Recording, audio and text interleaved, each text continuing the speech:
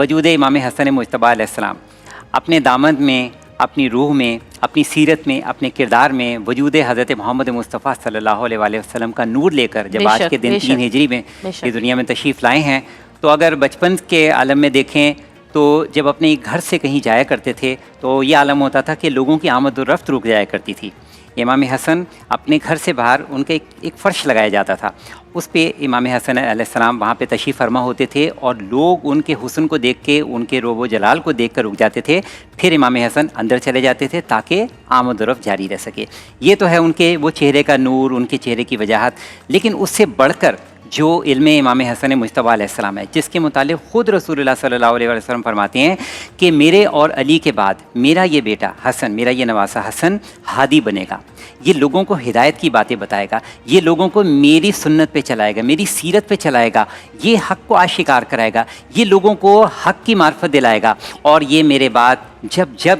لوگوں کو دین اور ہدایت کی باتیں بتائے گا تو لوگ میرے وجود کو یاد کیا کریں گے۔ تو یہ رسول خدا صلی اللہ علیہ وسلم کا فرمان۔ اس کے ساتھ ساتھ قرآن مجید میں جو مشہور و معروف آیت مبارکہ ہے سورہ الحدید، کہ جس میں خدا یہ فرماتا ہے کہ اے ایمان والو، اللہ سے ڈرو اور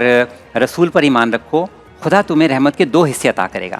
اب اس آیت کے حوالے سے ابن عباس نے یہ لکھا کہ رسول خدا فرماتے ہیں کہ رحمت کے جو 2 حصے بیان کیے گئے ہیں، اس سے مراد ذات حسن اور ذات امام حسین علیہ السلام ہے۔ تو رحمت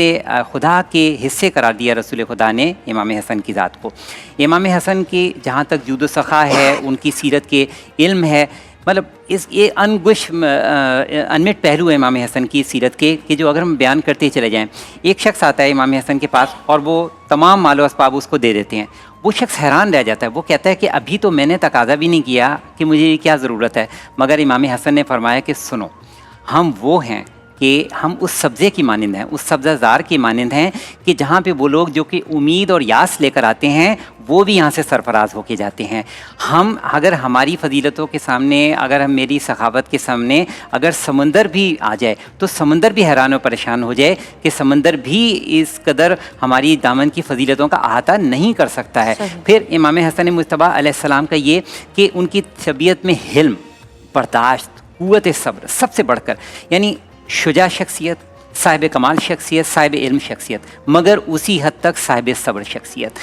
جس موقع پر امام حسن یہ سمجھتے ہیں کہ اللہ کی رضا اس میں ہے کہ غصے پر قابو پا لیے جائے، تو امام حسن مجتبی علیہ السلام علی کی طرح